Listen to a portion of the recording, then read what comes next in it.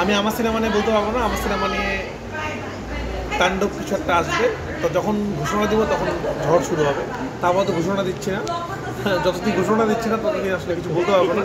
খুব অফিসিয়ালি ঘোষণা দিব, সব থেকে বড় সুপারস্টারকে নিয়ে কিছু একটা হবে হয়তো, দেখা যাক কী হয়।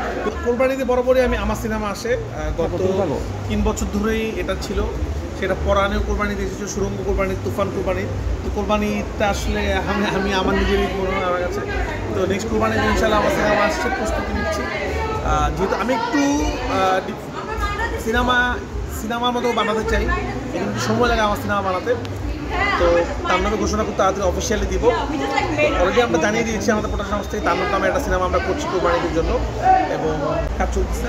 আমি আসলে সবসময় যেটা চেষ্টা করি সেটা হলো যে প্রপারভাবে ঘোষণা দেওয়ার চেষ্টা করি, মানে হুটহাট নিজে বলতে চেষ্টা করি না। তো যে সিনেমা রেডি হচ্ছে তাদের অফিসিয়ালি প্রোডাকশন হাউস থেকে ঘোষণা হবে। আজকে তো ফার্স্ট লুক মুক্তি পাইলো, ফার্স্ট যে এটা ভিডিও মুক্তি পাইলো, এবং অলরেডি ফেসবুকে ভাইরাল, প্রচুর মানুষ অ্যাপ্রিসিয়েট করছে, সবাই পছন্দ করছে। সবাই বলছে যে মালটা আসলে দেশি। আমাদের ডায়লগ ছিল দেশি না বিদেশি, সবাই বলছে না দেশি ফ্লেভারে বিদেশি জিনিসের মধ্যে দেখা যাচ্ছে। আমরা খুব হ্যাপি। আমি একটা কথা বলতে চাই, আমি আমার কাজটি নিয়ে সবসময় সিরিয়াস থাকি।